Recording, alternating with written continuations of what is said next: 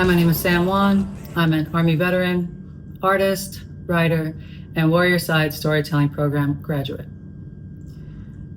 I was introduced to Diego and Warriorside last year when I started asking my friends who were public speakers or storytellers if they had a program that they could recommend to me.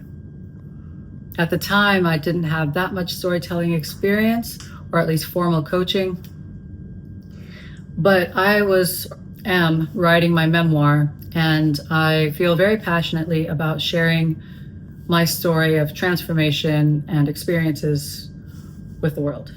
So along that journey, I was introduced to Diego early of 2025.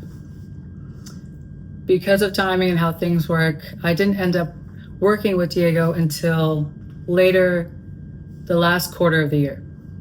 But in between then, I decided to actually sign up for some other workshops, a 6-week storytelling boot camp, and a couple of weekend workshops to get the ball rolling. And so when I finally started my one-on-one coaching with Diego, I immediately noticed the difference in approach, priorities, breakdown, clarity, and what Warriorside stands for, its mission, how the stories that come from Warriorside are not only elevated states of consciousness, but like of transformation, of change. And when I was able to work with Diego one-on-one, he broke it down to me in a way that just made sense. He helped me address my, anxiety, stage fright, stage mind, and position it in a way that was like personalized to me. The example that he gave for me to use when it came to reframing how I approach being on stage itself was, and I'm going to share this quick story. Hopefully it's not too long, but I was wearing a wolf amulet, a wolf head. And for me, I feel like my spirit animal is a wolf. And he noticed that. Before we even kicked off into the class, he noticed it. And we started talking about it. And he was able to tie that in, that personal, that thing that I value, into how I now think about getting on stage, the energies I want to embody when I go on stage, what I want to bring to the audience and why. And because I could feel what that was like, even before I knew what I was going to say, it helped me just relax, take it into perspective, and instead of focusing on, I need to say the right things, I need to be polished, I need to be X, Y, and Z, I approached it from, okay, now I'm coming back to my pack as Mother Wolf or one of the elders and sharing my knowledge, some knowledge transfer, or like paying it back to my pack, the audience, as an act of love, an act of service. And that way, for me, it made me focus on being of service, giving back, not trying to look all buttoned up and squared away as, being too embarrassed or scared to mess up.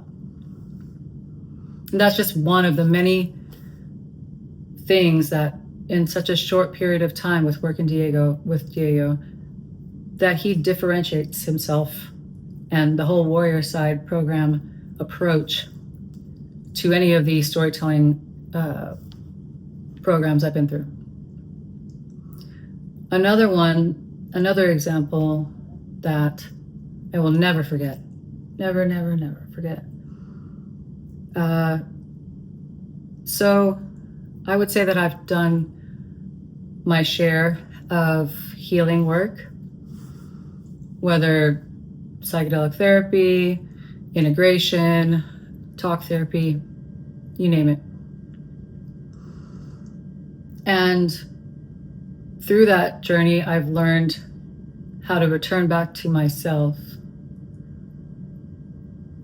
and how to recognize when I'm not aligned or I'm performing.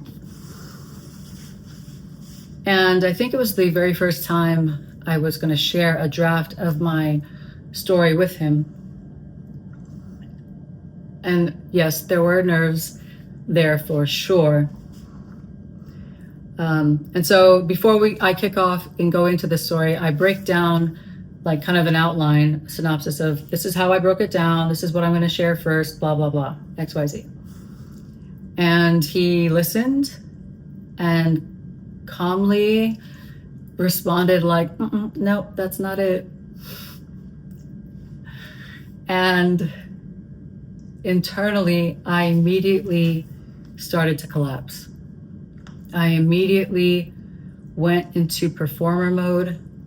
I split into three: the little Sam, inner child Sam, the adolescent Sam, and then me currently watching this whole car crash happening.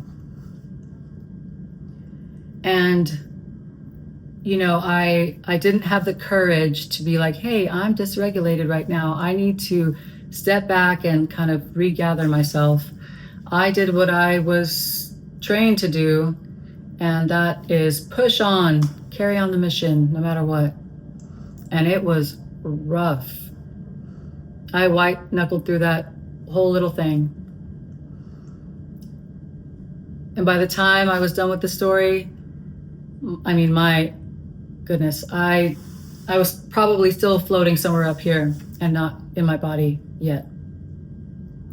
And so it gives me feedback, and, you know, I'm like, roger that, you know, I will make the adjustments and, you know, call you back in about an hour or whatnot. And again, I know that my anxiety took over, and I didn't allow myself to address it in the moment.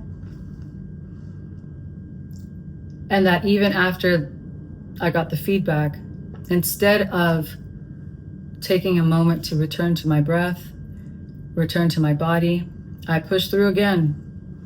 I push through again. And I make the adjustments, and I work on it, and I, you know, just doing my best. Maybe he won't notice. And I let him know I'm ready to do round two. Like, I'm gonna get it right this time, you know? And we hop on Zoom again. And I think even before I started to talk or, you know, get into the story, he takes a second, takes a breath, and it's just like, can we talk about what just happened earlier? I know for a fact none of the other instructors in my other workshops would have addressed it, would have respected my time or, you know, shifted priorities with their time and just be present with their student in that way. And it just shows how much healing, integration, community plays a part in how we operate as a team, as a storyteller. Because it allowed me to take that moment as not only a lesson, but like,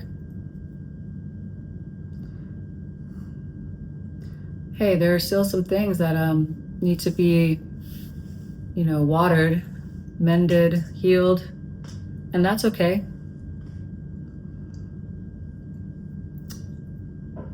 now I know that I can show up exactly as I am, and I don't have to feel scared, or that I'm not good enough, or that I'm going to be criticized in a way that's demeaning or disrespectful. The way he was able to coach me through that moment, I took with me into a story that I then worked on with him to present to the Pat Tillman Foundation. Because I was able to feel through the moment and not just like pretend everything is fine, and again, white knuckle through it. In such a short time, I turned that lesson, that teaching moment, into something I could share with another veteran organization, in a way that when I was telling the story, I could share it from a very vulnerable yet present place, not floating up here like I was during that one story. And since graduating the program, I've been able to reach out to Diego multiple times on other stories, new stories that I'm crafting for live events, podcasts, a panel on Capitol Hill, which is coming up. And so I'm extremely grateful for this opportunity and highly recommend anyone who has done the internal work, is ready to use their lived experience and story to help not only heal themselves, but heal those who may be listening.